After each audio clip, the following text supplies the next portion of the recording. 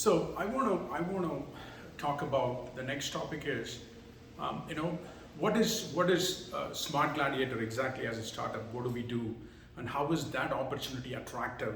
Compared to a non-startup opportunity, right? See, what we do here with Smart Gladiator is that we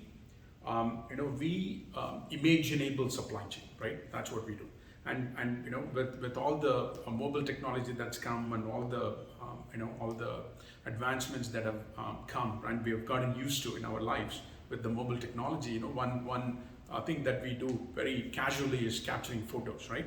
So we deploy that photo capturing capability for supply chains, warehouses, pretty much anybody that ships products, right?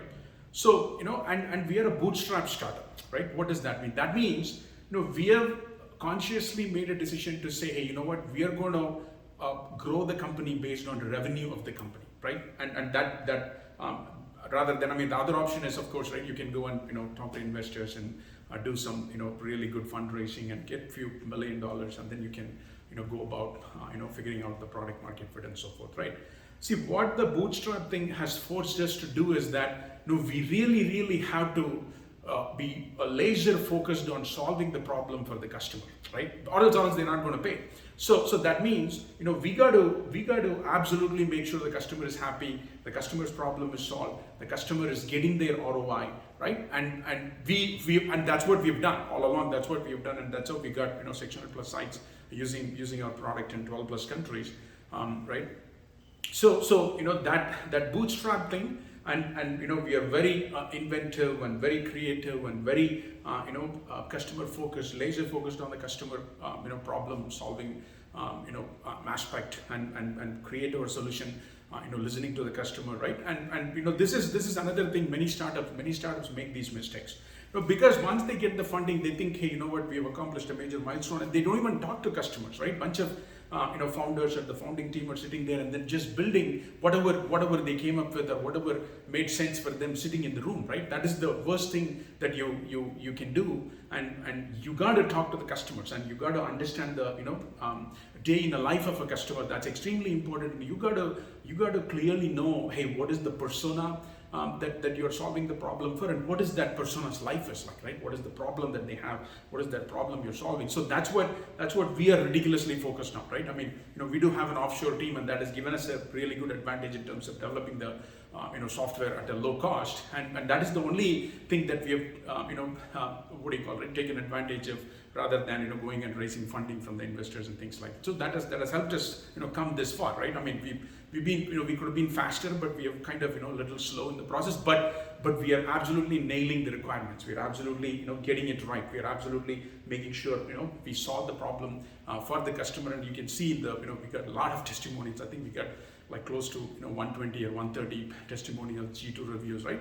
All that you can see. So that is what you're going to learn, right? You're not and often what happens to these startups that have raised funding, they go crazy because they've gotten all the money that they needed for the next 2-3 years, and you can have the luxury of hey, I don't have to win every single deal because I got the money in the bank, and with that I can pay the employees. But in our case, because we're bootstrapped, we absolutely have to make sure we get revenue. That means we very carefully pick our problems that we solve, and we make sure it really moves the needle, right? That is very important. You gotta, when you solve the problem for the customer, when you show the ROI, it really has to make sense for them to implement a new process in their warehouse or in their fulfillment center, in their quality audit process, right? It really have to. So we are very disciplined and very focused from that perspective. So that is going to give you a great learning opportunity in terms of how to solve a problem for a customer, right? That is one thing. Second thing, I also want to talk about working for Smart Gladiator versus working for some company like Accenture, Deloitte,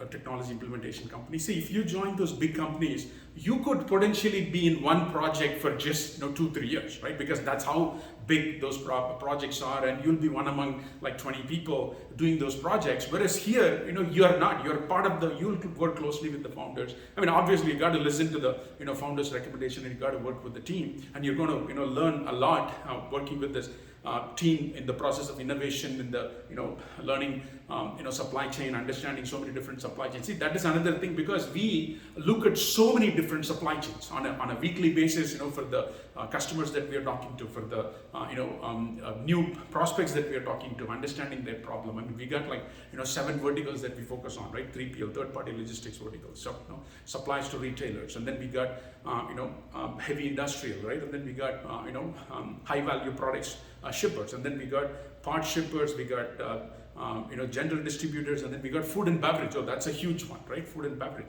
And then we have a couple more verticals that are coming up.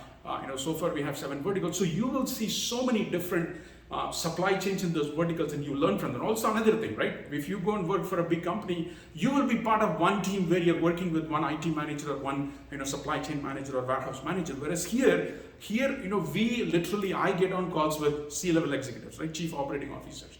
I get on calls with VPs of supply chain. I get on calls with SVPs, executive vice presidents of supply chain. These guys have, their P&L is like easily $10 million, $20 million, $15 million, right? It's all big numbers, and these guys are moving so much product through their supply chain. They want to make sure they talk to us, and you'll be in calls with them. You'll be working with them. You'll be working with directors of supply chain. You'll be working with, vice presidents. You'll be working with some really senior managers that are running large facilities, right? This is not like 100,000 to 1,000. This is a million plus facilities working for large multi-billion dollar companies.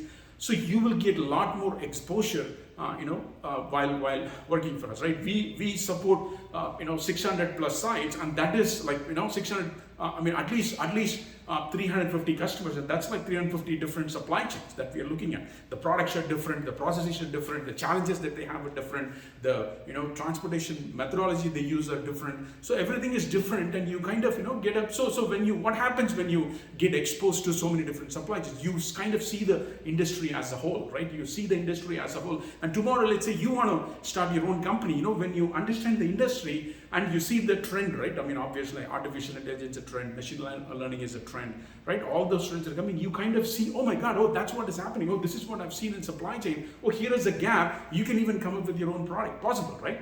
So that is the opportunity that we provide, here at Smart Gladiator, right? Being that bootstrap startup, being that startup that's innovating and changing the way that business is done, right? Bringing a new innovative idea and new concept, new business model, right? And cloud is still new for supply chain. A lot of established vendors are still, pivoting, right? Tweaking their product for cloud. They're not fully done yet.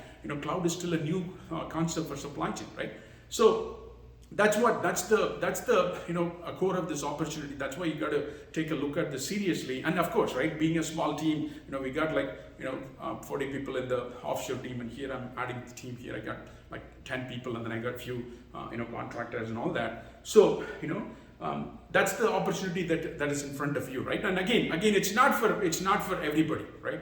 It's if you are you like working in a highly structured environment, you like you want your stability, you don't want to, right, take a risk and learn new things and be flexible, and you don't want to do that. That's nothing wrong with it. That's perfectly fine. Then a large organization will be a good fit for you. But here the ride is a little bit crazy. It's little sometimes you got to do some interesting things to get your point across to the customer. You got to, at the end of the day, you got to articulate the value prop. You got to get them to see the ROI. You got to get them to, hey man, this makes sense. Okay, what? Oh my God, it's going to take some iterations for the customer or the prospect to see the value, see what you're trying to communicate. And sometimes they don't even see it. They're like, we got to try it. We really give them a really good trial run of the product, and only then it dawns on them, right? So all those things we do in order to get this prospect or customer to see the value of the product. So that's the opportunity that's in front of you, right? It's perfectly fine to say, hey, this is not my cup of tea, and obviously, right? More risk you take, the more reward it is. And we've done a pretty good job taking care of all our employees. Whatever we have promised, we have delivered, and whatever we have committed to, we have done for our employees. They're all doing great in terms of that. So yeah, it's going to be an amazing ride. It's going to be a fun ride if you join, and if you're a good fit, right? You're flexible. You like working on new technologies. you like this fast pace, working in a small team, a little bit unstructured, not too chaotic, a little bit, you got to go and get answers from your team members. Not everything is right away available in terms of process or in terms of SOPs and things like that, right? So if that is there, right, I mean, if you have that mindset, if you like doing that, then this is a great opportunity for you. But we do understand, not everyone is a good fit for a startup, right? So let us know if you have any questions, and we'll be happy to answer any questions for you. Thank you.